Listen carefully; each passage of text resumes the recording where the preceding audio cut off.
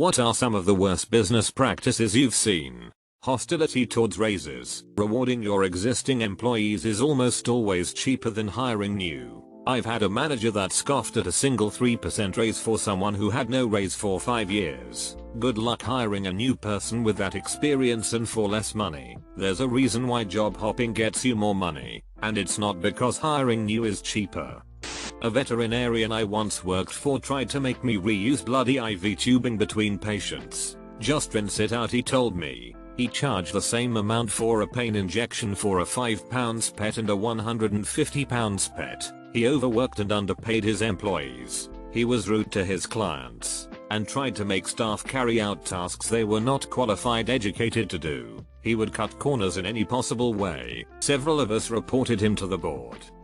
Any company service that allows you to sign up using the internet with minimal verification but requires you to either produce ID, bills, proof of address, or show up in person to cancel that service. If I can set it up via the internet, I should be able to cancel using the internet too. You mean Planet Fitness? Yes. I moved to a whole new state and they refused to let me cancel or go into a location in the new state to cancel because it wasn't my home gym or whatever they call it. I hate them. I used to serve at a restaurant where we wore pagers that buzzed us when a table's food was ready. Good idea, right? Well, the owners had the policy that you had to immediately go pick up the food no matter what, and that included if you were in the middle of taking another table's order. They said that people understand and are cool with it. Of course they weren't though. Every time I stopped taking a table's order and went and got the food, they were totally pissed off. I could not believe the owners did not understand while literally no other restaurant on the planet does it that way. I worked in a small boutique hotel with a fine dining restaurant and a gastropub connected. You had to juggle service and reception all the time. Our hotel director felt it would be appropriate for us to wear a headset to answer calls for the hotel while serving to make sure we didn't lose out on any room sales, stating that the customer would be understand as long as we excused ourselves. And here we have some locally sourced braised lamb, served with vegetables grown at a farm located just north. Excuse me for a minute while I answer this call. I can't imagine that anyone was understanding or cool with it. No, everyone hated it. I actually got fired because I stopped following the policy and kept taking orders no matter what. Trying to get employees to quit. My managers at fast food didn't want to keep long-term employees due to having to pay them more, and firing them means unemployment costs. Us quitting means no unemployment and not having to give raises. Union? Chain? Just don't give raises. I mean, I would, as I'm not a jerk, but a jerk could just not. I use the term business loosely, but I once did graduate research with a professor who was in the process of trying to get a major auto manufacturer to invest in our lab. They liked us, but wanted an example of some of our work. So rather than directing them to some publications of ours, my professor gave them a zip file containing all of our recent and published research, including the basis for a patent application. My professor was shocked when they just kept it. What a moron. IDK, how you get to that point in life not knowing that car companies play dirty. That's why he's in academia and not in business. I mean, what the F did he expect? I worked at a restaurant that wouldn't let people get a refund on their food even though there was a cockroach in it. Instead, they offered a 10% discount on the food as per their policy. Needless to say, this restaurant no longer exists. Gosh, how many cockroaches did they serve in the short time I worked there? It happened 4 times on my shift and several others when I wasn't working. Owners did very little in the way of maintenance. It wasn't in a good location and the customers weren't rich by any means. I guess they just got lucky until they served a roach to the wrong person. TBHIDK, the exact reason they shut down. I heard this one from a friend. She worked at a dog kenneling business that would tour prospective clients through the front of the building and show off how each dog would get its own indoor-outdoor run area and specialized attention, etc. Then when Thanksgiving and Christmas came and they got more bookings than they could accommodate, they set up cages and stacked kennels in a back room, and people were paying big dollars thinking that their dogs were in a nice roomy pen while the business crammed as many dogs as they could into these basic cages. It was shameful. This is why it's good to find ones that give you 24/7 video access. How dare they? Reminds me of when we kenneled our 2 dogs we had about 10 years ago or so at an animal hospital. They'd take the 2 pups and head into where the others were, and we'd leave for the 3-4 days we needed. Was infrequent. We couldn't figure out why it seemed so pricey, but being new to kenneling, instead of just taking them with us, we didn't know better. The bill never said anything except for some unknown fee that they claimed was standard. We boarded them maybe 3 more times, then the 4th time they had a new person handling billing and such. Hands us the invoice, and wouldn't you know it, the pups were being kept in the medical part of the hospital with all the sick dogs for no actual reasons. So went ballistic on them. Vet tried some BS excuse, but even she couldn't cover the price gouging practice. Too long story shortened. Many calls to their main office and going up the chain of command. They refunded every single stay. They closed down maybe a year later due to shady stuff like that the community didn't tolerate. Fun times. I worked at a kennel in an affluent area, and many of the animals came each day for daycare, etc. However, many of the dogs had prescriptions for Xanax and the like for anxiety or behavior issues. My co-workers would go into the bottles and pill for the animals pills for themselves. I quit abruptly at that point. I'm not supporting animals being on behavior meds tranks in the first place, but being around people stealing drugs from dogs was too low level for me. Addicts have been known to break their own pets' bones to get pain meds when their own doctor cuts them off. Crazy the things people will do to get a fix. Thankfully most vets are getting wise. So the store put a massive discount on weighted blankets. They were originally selling for $150, but were now being offered for $39.99. The catch? You'd need to sign up for free as a VIP member online. Okay, no harm done. So I signed up and bought the blanket, and so did thousands of other people. The store cancelled our orders and refunded our money, claiming that they weren't able to fulfill our orders. And now they had a couple thousand more new names on their mailing list. And sure enough, marketing emails came pouring through. I unsubscribed once but still had emails coming in.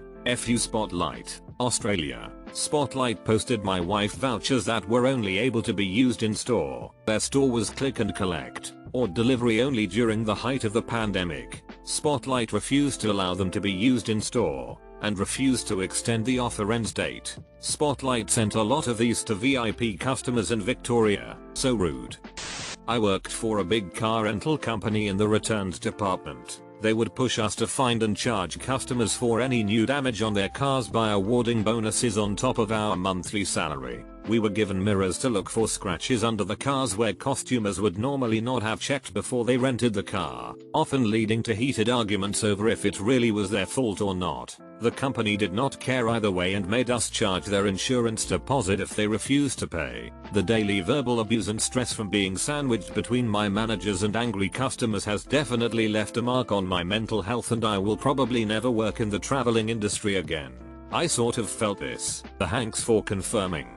I once rented a Porsche for a weekend. Literally drove to my girlfriend's, 50 miles, stayed the weekend, drove back again. Car was still immaculate. Dropped it off. Nothing said. 2 months later get a charge on my card for £1,000. So I call them up.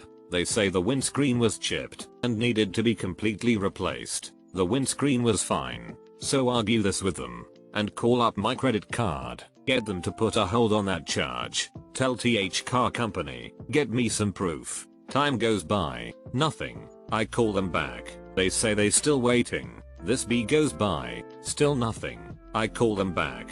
The girl says it's been repaired at a different branch. It was 90. So I say, hold on, you're charging me £1,000. Yes, but you just told me it was £90. No, I didn't. Yes, you did. Do you record all your calls? Yes, we do. Then I want a copy of this call under the Freedom of Information Act, specific UK legislation.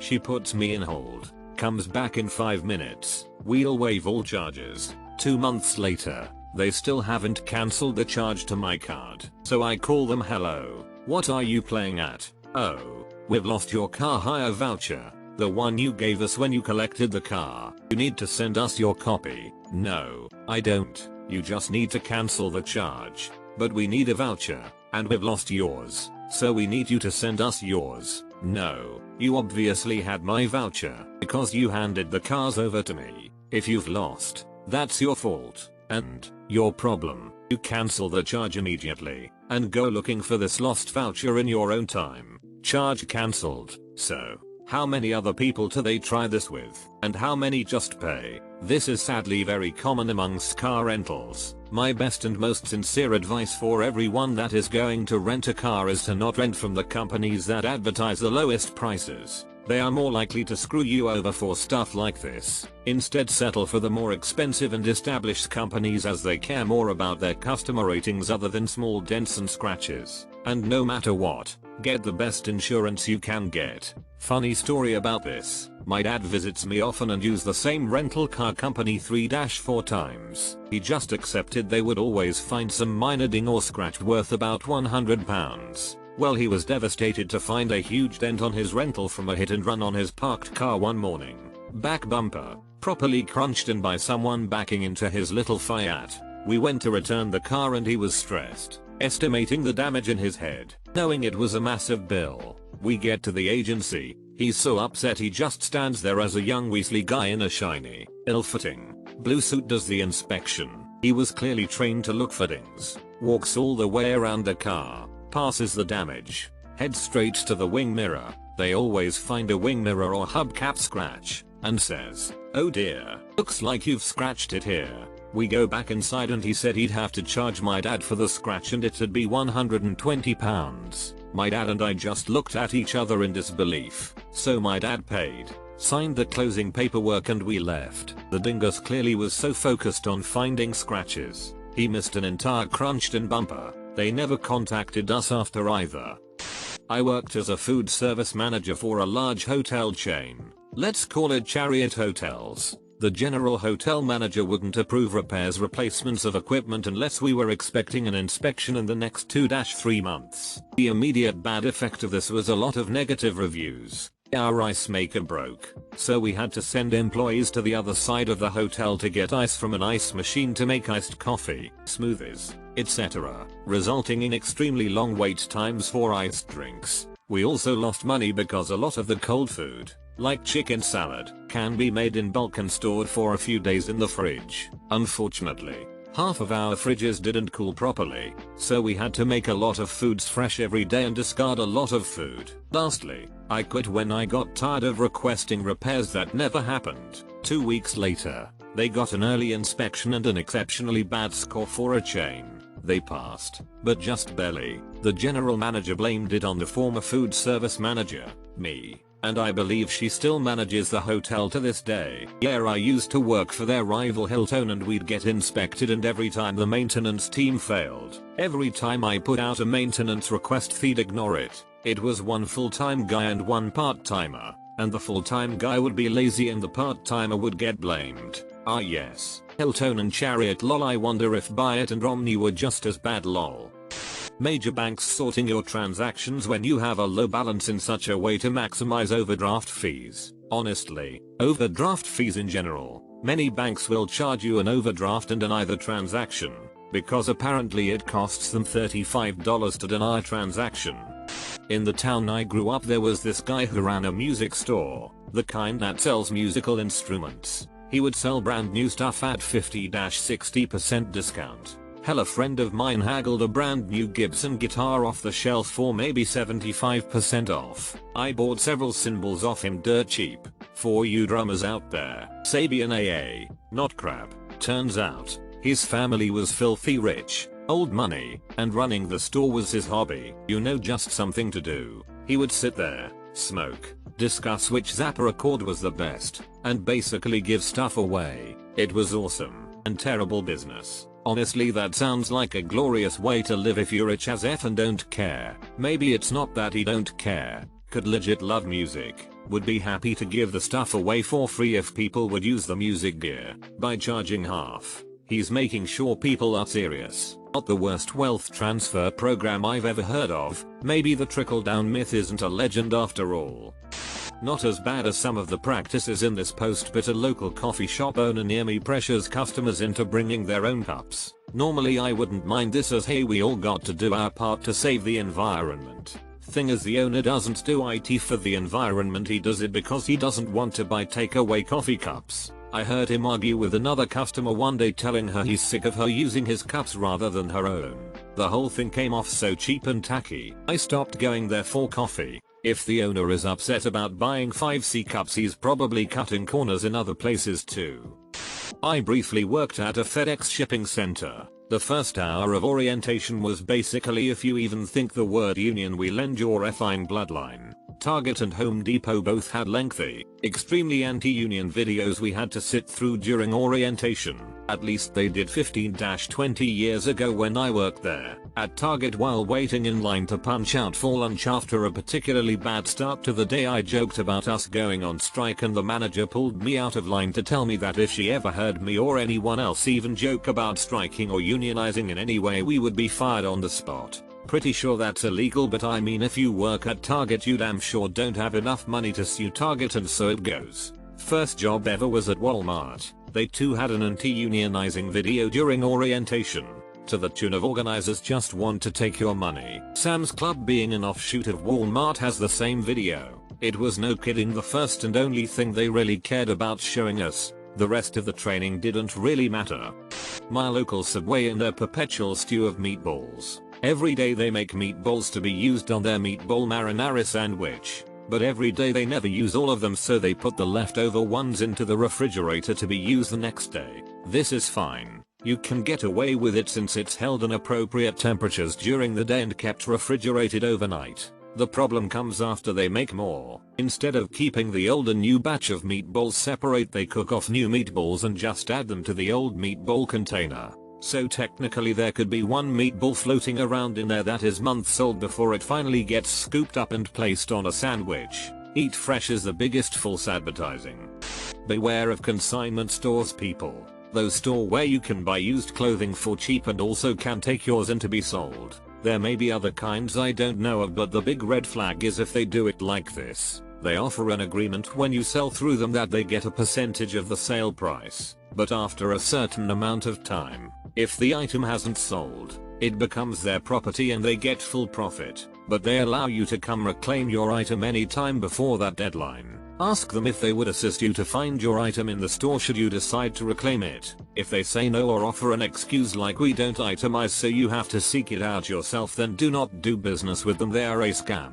One example in my town is CJ's Consignment. Not every item may be scammed like this, but they may occasionally pick a high dollar item and decide they want the full profit. All they do is hide your sh from you. Maybe put it in the back or somewhere customers don't have access to. If you can't find your item, then you can't reclaim it in time. They did this to me with a dress. Kind of hard to miss a big A gown amongst shirts and pants. And then after my deadline, my dress magically reappears, now property of CJ's. Even former employees started sharing stories online of how they would hide people's shoes or bags or whatever so they couldn't claim them before the deadline. Only trust a consignment store that will help you reclaim your item. Or better yet, don't do business with any that have deadlines like that, if such a thing exists. I went to an independent makeup store because I wanted to support small businesses, and the shop girl told me I would need a lot of products because I was ugly. I was shook. Like, I know I am no Halle Berry, but ugly? I'm sure you walked your ugly A right back out the door. Exactly. True beauty is on the inside. So please, would you mind going outside? As a not too good at salesperson, insulting your leads doesn't seem like a tactic that would lead to high commissions. Maybe I've been doing this wrong. Hey you fat a-hole, you want to buy this vacuum? Burnell Productions in Renton, just outside Seattle, constantly lie, cheat and steal from their customers. When confronted, the CEO pleads poverty and needs money to pay bills. The CEO was declared bankrupt in 2020, wiping the debt he had on 13 credit cards. Meanwhile he, the CEO, also has a condo that he hasn't paid his mortgage on for almost a year. Then there's over $40K spent on a mobile game, which he does not acknowledge, because he has an addiction problem. There ought to be a law category, free trials that require a credit card, and which do not auto expire. Ridiculous. It's a transparent bait and switch. If you don't think they will buy it for the advertised price after a free trial, then maybe try something more honest, like metered service. Quotas. From car sales to banking, they always incentivize the worker to lie, cheat, discriminate and provide the poorest service possible to make the numbers look good so that upper management doesn't fire them. If you do your job perfectly but don't try to cheat the numbers, then you look like you're underperforming compared to the ones that do. Creating a feedback loop ensuring that everyone who wants to have a job cheats. My wisdom tooth operation was effed up, which they under-anesthetized me for, so I went back 2 days later. They admitted their fault and that they would fix it there and then, but it would cost me equivalent $500. I said no way, this is your screw up. They eventually agreed. I took the woozy pill they gave me as it was gonna be big work in there. Operation went as planned, and while I was not even with it they charged me the money, then booted me out onto the street. I was almost hit by a bus as I had no awareness of anything. Found it all out later on from A friend who happened to be passing and saw me playing with cars on a dual lane road, and B, an acquaintance in the waiting room who had watched me pay. Ironically, I was there due to their daughter's recommendation. Reminds of when my nana got work done at Aspen Dental. She was told her insurance covered it. Well, weeks go by and she gets a bill from the dental place. They said the insurance didn't cover it, so she had to pay, which she did. A week later, her insurance contacts her asking if she was going to pay. Why did she ask them to pay? Turns out that the dental place was lying and trying to double bill everyone. My nana turned over all the evidence to insurance company and they raised holy heck at the dental place. They immediately refunded my nana's money, with apologies saying that they made a mistake. Well, that's a malpractice lawsuit. I hope you nailed them to the wall. How many software companies are using the subscription model now, where instead of buying it once and it belonging to you, you have to pay a yearly sub price? It's bad enough how quickly they replace everything, but this sub model sucks. People who sell weed. You text them, ask if they have weed. They say yes. You ask them to meet you, or if you can go to them and buy some. They say yes. You ask where or when etc. They don't reply and you don't hear from them again for a few days. One of the best things to come out of legal weed is the customer service aspect of people not having to deal with local drug dealers as much.